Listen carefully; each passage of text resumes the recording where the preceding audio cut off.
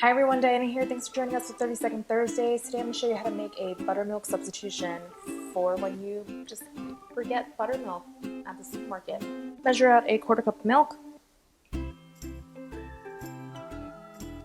and then measure out 3/4 of a cup of plain yogurt. Add it all together,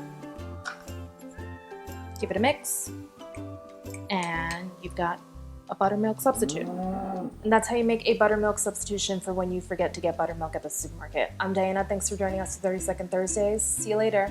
Bye.